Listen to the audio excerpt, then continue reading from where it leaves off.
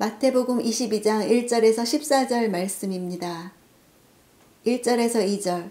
예수께서 다시 비유를 들어 그들에게 말씀하셨습니다. 하늘나라는 자기 아들을 위해 결혼잔치를 베푸는 왕과 같다. 유대 종교 지도자들이 예수님의 권세가 어디에서 온 것인지 질문하자 그들을 향한 답으로 세 번째 비유를 말씀하십니다. 하늘나라를 혼인잔치로 보았죠. 유대인들은 구원의 모습을 천국에 들어가서 하나님과 식탁 교제를 누리는 것으로 생각했습니다. 대개 혼인잔치는 날짜를 정하고 종들을 보내서 이미 손님을 청해두지만 정확한 시간은 알리지 않고 당일에 준비가 마쳐지는 대로 다시 종들이 나가서 인도해 오는 것이 관습이었다고 합니다. 3절. 왕은 자기 종들을 보내 결혼잔치에 초대받은 사람들을 불러오게 했다. 그러나 그들은 오지 않겠다고 했다. 왕의 초대를 받은 사람들이 그 잔치에 가기를 싫어했다는 것은 거의 있을 수 없는 일이었죠. 초청에 반드시 응하겠다고 약속을 하고 기다리기까지 했는데 막상 그날이 되자 오지 않겠다고 한 것입니다. 5절. 그러나 초대받은 사람들은 들은 척도 하지 않고 제각기 가버렸다. 어떤 사람은 자기 밭으로 가고 어떤 사람은 장사하러 가버렸다. 들은 척도 하지 않았다는 것은 무시하다, 등한히 여기다 이런 뜻이 있습니다. 자기들에게 주어진 놀라운 구원에 전혀 관심이 없는 상태를 의미하죠. 그들의 관심은 왕의 초청보다는 자기의 밭과 장사에 있었습니다.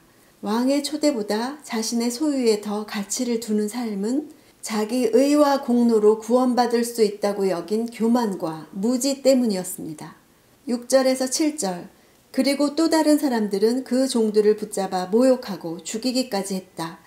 격분한 왕은 자기 군대를 보내 그 살인자들을 죽이고 그들의 도시를 불태워버렸다. 세 개의 동사가 있죠. 붙잡아, 모욕하고 죽이기까지 한 것은 예수께서 십자가 순환 때 당한 일들을 묘사한 것입니다. 그에 대해서 왕이 한 행동도 세 동사죠. 군대를 보내 죽이고 불태워버렸다는 것은 왕의 심판이 어느 정도인지를 보여주고 있습니다. 원어 성경으로 볼 때 이 세 가지 동사들은 정확하게 대꾸를 이루고 있습니다. 군대가 붙잡아 모욕한 자들을 죽이고 불태워 죽인 것을 묘사합니다. 이런 대꾸는 인간의 악랄한 죄성과 하나님의 철저한 심판을 분명하게 대조해 보여주는 효과를 나타내고 있습니다. 이 예언은 AD 70년 디도 장군의 로마 군대에 의해서 이루어졌다고 볼 수 있습니다. 예수를 십자가에 못 박아 죽인 유대인들은 예루살렘이 함락되어 불타며 많은 사람이 죽게 되는 비극적인 역사를 경험했습니다. 이 비유는 역사 속에서 이렇게 이미 실증되었을 뿐 아니라 최후의 심판 때에 최종적으로 이루어질 것입니다. 하나님의 자비와 인내가 끝나는 시점에서 하나님의 공의의 심판은 시작됩니다. 8절에서 9절. 그리고 왕은 자기 종들에게 말했다. 결혼 잔치는 준비됐으나 내가 초대한 사람들은 자격이 없다.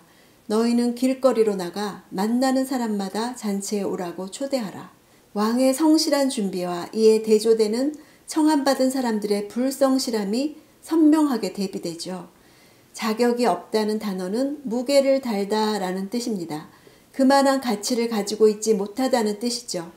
너무도 많은 사람들이 거부했음에도 불구하고 혼인잔치는 그런 것에 관계없이 계속됩니다. 초청장은 이제 누구에게나 배부되어서 이방인들에게까지 구원이 임할 것이라는 예언이 됩니다. 바리새인들에게는 자신들의 기준에 의한 선악의 개념이 뚜렷했습니다. 그들은 자칭 의인들이었고 세리와 창기들, 가난한 자들은 하나님 나라에 들어갈 수 없는 악인들, 죄인들로 여겼습니다.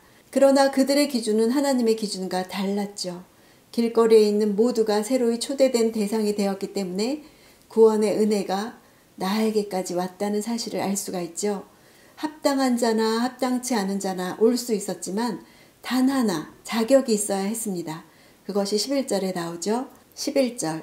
그런데 왕이 손님들을 보려고 들어왔다가 거기 어떤 사람이 예복을 입고 있지 않는 것을 보고 왕은 아들의 혼인잔치를 베풀고 사람들을 초청하면서 모두에게 아름다운 잔치 예복을 같이 베풀었습니다. 유대인들의 혼인잔치에는 혼주가 나누어 주는 예복을 입어야만 했습니다. 그래서 가난한 사람들은 자신의 누더기를 부끄러워할 필요가 없었고 부자들 또한 자신의 옷을 자랑할 그런 기회가 없었죠.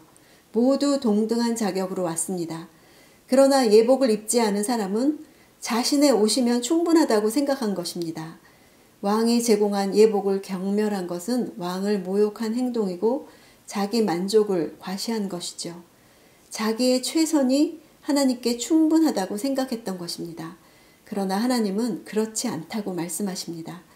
천국에 들어가는데 외형적인 선악의 기준이 아니라 하나님께 대한 회개와 믿음이라는 것은 당시 유대교가 그리는 심판의 모습이 아니었습니다.